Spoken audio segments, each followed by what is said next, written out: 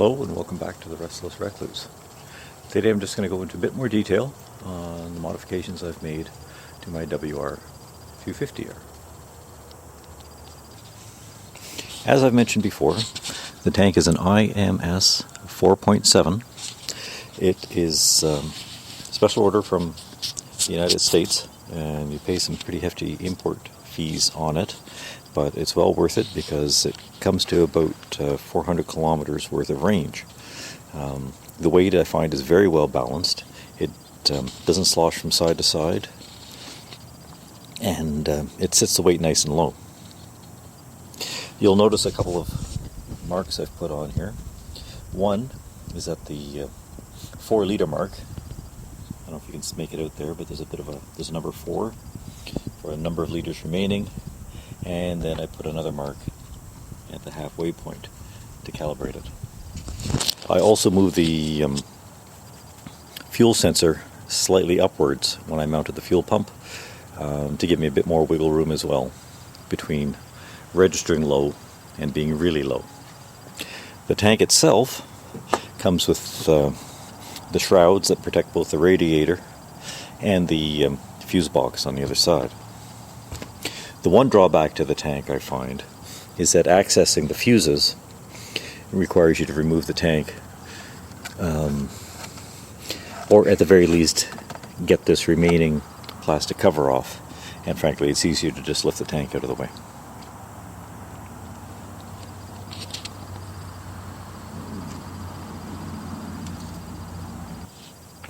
Attached to the tank is the Scott's Performance steering damper, which I had professionally installed, but it seems to be a fairly straightforward process. While doing the installation, I also switched out the steering head bearings. Because the steering damper sits above the triple clamp, you end up having to add extensions to the bars. So I went with the Evo steering damper low bar, which actually reduces the height of the bars to pretty much their factory location. Within the bars, I've run ceramic heated grips that are made for snowmobiles, and they run to a high-low switch here, which makes things easily accessible. I believe you can find the ceramic heater inserts for handlebars on Amazon. I'll try and find the link and post it at the end of this video. On the handlebars themselves, you'll notice I have 3 ram ball mounts, 2 for the double take mirrors and an additional one for either a portable GPS unit or mounting a camera. The handlebars themselves, as I've mentioned, are the Evo steering damper low. They're a bit of a special order, but well worth the wait. Inside are the ceramic heated grips. I have the bark busters mounted to the outside, and I went with the storm covers so that I'm better protected from cold wind and rain when I'm traveling on the highway. I changed both of the levers to shorter ones and kept the stock ones as my spares. And other than that, haven't changed the dynamics too much. This is where my autopilot or throttle control cramp buster thingy goes. Sorry, I'm losing my vocabulary today.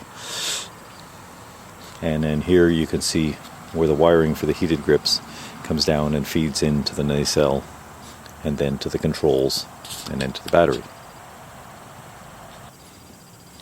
The nacelle itself is manufactured by Britannia Composites in Langley, British Columbia. A fellow named Ian puts them together, does an excellent job. Very, very good customer service. I highly recommend them. He has a number of options available for the nacelle.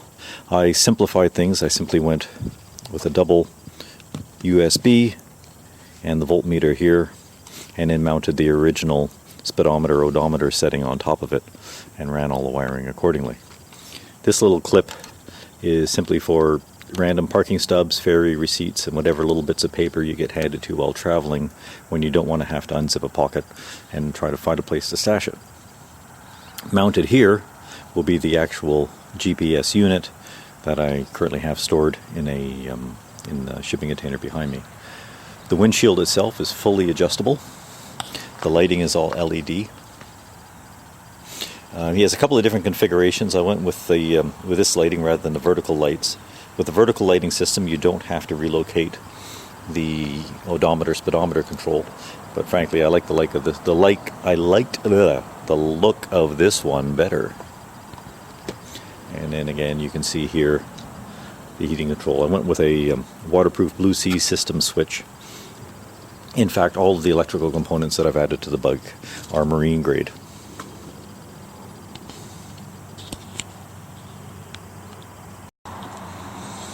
Down at the ass end of the bike, you'll notice the factory tail rack, which the previous owner had put on, and on top of that, I've mounted a tusk rack. The reason for the tusk rack is because it sits wider than the OEM and allows the bags to spread out a little further around both my tool tank and my exhaust.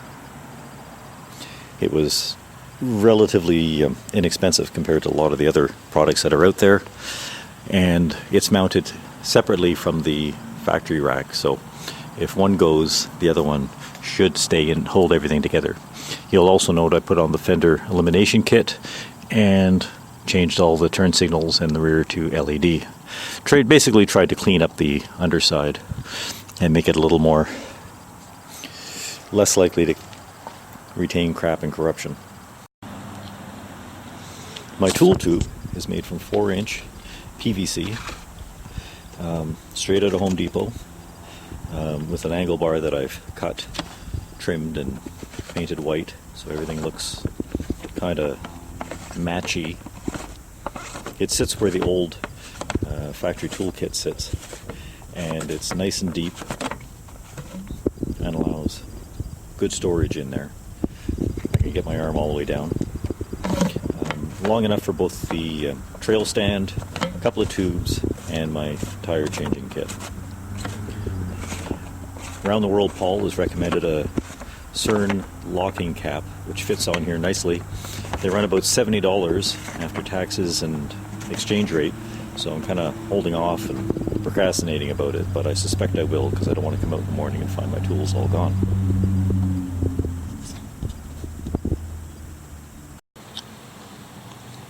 Lower down, I've had the suspension modified by Shock Therapy Suspension, and they're a company out of Nanaimo, does really, really good work, one-man show.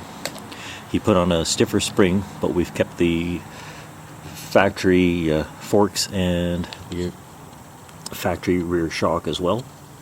But he's changed the compression settings and changed all of the seals within as well as the oils. In consultation with him, we decided to set the springs for a weight of about 280 pounds, which is me plus gear, plus everything I'm wearing. And given that I'm looking at about 80% pavement, 20% gravel, but of that 80% pavement, at least 75% of it is going to be complete crap. I also added the Tusk rear wheel adjuster blocks because I find their incremental settings are a little better to read than the factory, and it's pretty much my sole concession to bling. As you'll notice, the bike is pretty clean. I'm not a fan of logos and stickers and paying for the privilege of carrying somebody else's advertising on me. In fact, I've removed all the advertising that I can, except for where it says Yamaha and wr250r. And I kept those simply to make things easier as I'm passing through international borders and people want to know what kind of motorcycle it is. I've kept the wheels stock, but changed all of the bearings and upgraded them and added waterproof seals on them. There was nothing wrong with the bearings that were there, but big trip, feels good to start fresh. I've also put on brand new chain, picked up a spare front sprocket, and as I've mentioned before, had the Sandman case saver installed on there. I keep the battery out and under charge if you're wondering why there's a big hole in the side of the bike. I don't know if you can make it out very clearly, but I've added Dynamat